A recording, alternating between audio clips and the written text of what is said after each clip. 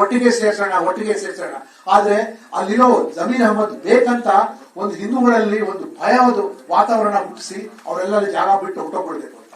ಅದ್ರ ಹಿಂದೆ ಕೆಲವರು ಈ ಕಾಂಗ್ರೆಸ್ ಪಕ್ಷದ ಅವನ ಹಿಂದೆ ಅವನ ಪರ ದುಡ್ಡು ಎಷ್ಟು ಕೊಡ್ತಾರೆ, ಆ ದುಡ್ಡುಗೋಸ್ಕರ ಬೀಳಕ್ಕೆ ಈ ಕೆಲವು ಕಾಂಗ್ರೆಸ್ನವ್ರು ಹೋಗ್ತಾರೆ. ಇಟ್ ಇಸ್ ಅಬ್ಸಲ್ಯೂಟ್ಲಿ ಕಂಡೆಮ್ನಬಲ್ ಅಲ್ಲಿಗೆ. ಮತ್ತೆ ಇಂಥ ಒಂದು ಘಟನೆಗೆ ಕ್ಷಮೆನೇ ಇಲ್ಲ ಅದಕ್ಕೆ.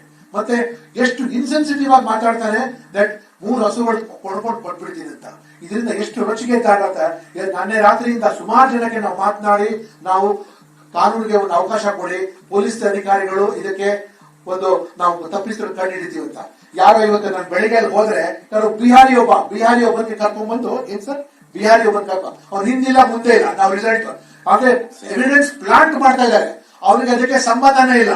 ನಿಜವಾದ ಅಪರಾಧಿಗಳು ಯಾರಿದ್ದಾರೆ ಅವ್ರಿಗೆ ಅರೆಸ್ಟ್ ಮಾಡಬೇಕು.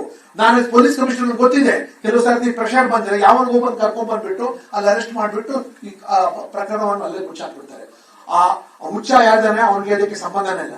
ಈ ಜಮೀರ್ ಅಹಮದ್ ಅಲ್ಲಿ 5ನೇ ಬಾರಿ ಇವಾಗ ಅಲ್ಲಿ MLA ಆಗಿ ಗೆದ್ದಿರೋದು, 5ನೇ ಬಾರಿ MLA ಆಗಿ ಆ ಭಾಗದಲ್ಲಿ ಅವ್ರ ಜನಾಂಗದವ್ರಿಗೆ ಏನ್ ಮುಸಲ್ಮಾನ್ ಯಂಗ್ಸ್ಟರ್ಸ್ ಇದಾರೆ ಅವ್ರಿಗೆ ಕೆಲಸ ಇಲ್ಲ, ಕಾರ್ಯ ಇಲ್ಲ, ಸ್ವಚ್ಛತೆ ಇಲ್ಲ ಭಾಗದಲ್ಲಿ. ಮತ್ತೆ ಡ್ರಗ್ಸ್ ಡೆಸ್ಟಿನೇಷನ್ ಆಗೋಗ್ಬಿಟ್ಟಿದೆ.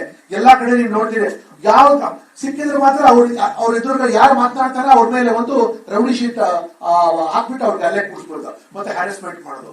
ಮತ್ತೆ ಇದೆಲ್ಲಕ್ಕೆ ಮುಖ್ಯ ಕಾರಣ ಏನು, ನಿನ್ನೆ ಹೊಸಪೇಟೆ ಬಳ್ಳಾರಿಯಿಂದ ಸ್ಟೇಟ್ಮೆಂಟ್ ಕೊಡ್ತಾರಲ್ಲ ಮಾನ್ಯ ಸಿದ್ದರಾಮಯ್ಯನವರು, ಈ ಜಮೀರ್ ಅಹಮದ್ಗೆ ಇಷ್ಟು ಬಾಲ ಬಿಚ್ಚಿ ಇಷ್ಟು ಮಾತನಾಡಕ್ಕೆ ಬಿಟ್ಕೊಟ್ಟಿದ್ದವ್ರೆ. ಅಲ್ಪಸಂಖ್ಯಾತರ ಬಗ್ಗೆ ನಿಮ್ ಕಾಲಿದ್ರೆ ಮಾಡಿ, ನೀವು ಅವ್ರು ನಿಜವಾದ ಹೇಳಿಕೆಗೋಸ್ಕರ ಮಾಡಿ ನೀವು. ಬಟ್ ಈ ರೀತಿ ಡಿಸ್ಟ್ರಕ್ಟಿವ್ ಹೇಳಿಕೆ ನೀವು ಮಾಡ್ತಾ ಇದ್ರಲ್ಲ, ಇದರಿಂದ ನಿಜವಾಗ್ಲೂ ಅಲ್ಪಸಂಖ್ಯಾತರೇ ನಿಮ್ಗೆ ಶ್ರಮಿಸೋದಿಲ್ಲ. ಅವ್ರಿಗೆ ಅವರ ಯುವಕರಿಗೋಸ್ಕರ ನೀವೇನು ಮಾಡ್ತಾ ಇಲ್ಲ, ಅವ್ರ ಮಹಿಳೆಯರಿಗೋಸ್ಕರ ಏನೋ ಮಾಡ್ತಾ ಇಲ್ಲ.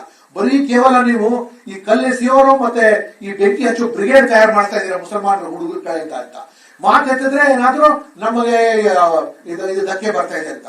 ಈ ಪ್ರವೃತ್ತಿ ಇದೆಲ್ಲ ನಿಲ್ಲಬೇಕು. ಇದು ಮತ್ತೆ ಮೆಚುರಿಟಿ ಬರ್ಬೇಕು ಅವ್ರಿಗೆ. ಮತ್ತೆ ನಿಜವಾಗಲೂ ಅವರು ಅಲ್ಪಸಂಖ್ಯಾತರಿಗೆ ದಾರಿ ತಪ್ಪಿಸ್ತಾ ಇದ್ದಾರೆ.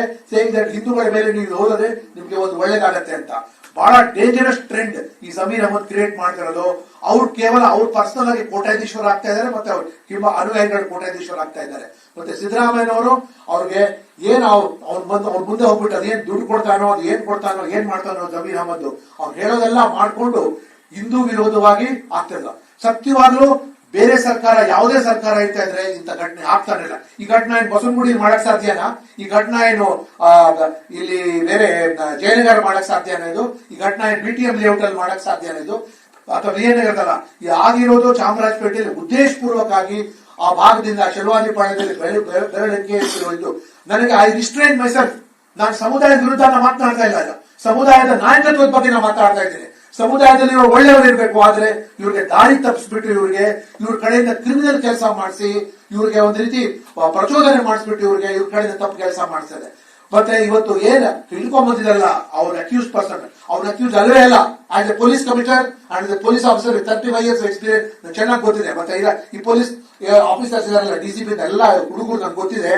ಬಟ್ ಅವ್ರಿಗೆ ಪ್ರೆಷರ್ ಅಲ್ಲಿ ತಗೊಂಡ್ಬಂದು ಯಾವ್ದು ಬಿಹಾರನು ಲೋಕಲ್ ಪರ್ಸನ್ ಕೂಡ ಅಲ್ಲ, ಅವ್ರು ಕರ್ಕೊಂಡ್ಬಂದು ಮಾಡ್ಬಿಟ್ಟು ಮಾಡಿದೆ. ಮತ್ತೆ ಫಸ್ಟ್ ಆಫ್ ಆಲ್ ಮಾಡುವಾಗ ನಾವು ಕರೋನಾ ಕಂಪ್ಲೇಂಟ್ ಕೊಟ್ಟ ನಂತರ ನಾವು ಬರೀ ಅನಿಮಲ್ ಕ್ರೂರಲಿಟಿ ಆಕ್ಟ್ ನಲ್ಲಿ ಕೇಸ್ ರಿಜಿಸ್ಟರ್ ಮಾಡಿ. ನಿಜವಾಗ್ಲೂ ತನಿಖೆ ಮಾಡ್ಬೇಕು ಅಂದ್ರೆ 153 ಆಡ್ ಮಾಡಬೇಕಾಗಿತ್ತು. ಯಾಕೆ 153 ಆಡ್ ಮಾಡಿಲ್ಲ? 153 ಇಂತ ಒಂದು ಘಟನೆಯಿಂದ ಕಮ್ಯುನಲ್ ಪ್ರಾಬ್ಲಮ್ ಕ್ರಿಯೇಟ್ ಆಗತ್ತೆ ಅಂತ ಆಗ್ಬೇಕಾಗಿತ್ತು. ಮತ್ತೆ ಸಿಕ್ಕಿದವ್ರ ಮೇಲೆ ಅಲ್ಲಿ ರೌಡಿ ಶೀಟ್ ಮಾಡಿದಾರಲ್ಲ, ಯಾರಿಗೆ ಹುಚ್ಚನ್ನು ಹಿಡ್ಕೊಂಡ್ ಬಂದಿದಾರಲ್ಲ ಅವ್ರ ಮೇಲೆ ರೌಡಿ ಶೀಟ್ ಇದೆಯಾ, ಅವ್ರ ಮೇಲೆ ಪ್ರೀವಿಯಸ್ ಕೇಸ್ ಇದೆಯಾ, ಅದರಿಂದ ಕ್ಲೀನ್ ಆಗಿ ಕರೆಕ್ಟ್ ಆಗಿ ಗೊತ್ತಾಗತ್ತೆ that this is a planted person and ಒಬ್ಬನಿಗೆ ಯಾವನೊಬ್ಬ ಅಮಾಯಕನ್ನು ಕರ್ಕೊಂಡ್ ಬಂದಲ್ಲಿ ಗೂಬೆ ಕುಡಿಸೋಕ್ಕೋಸ್ಕರ ಮಾಡ್ತಾ ಇದಾರೆ ಹೊರತು he is not the accused person. ಅದರಿಂದ ಒಂದು ದೊಡ್ಡ ಜಾಲಾನೇ ಇದೆ.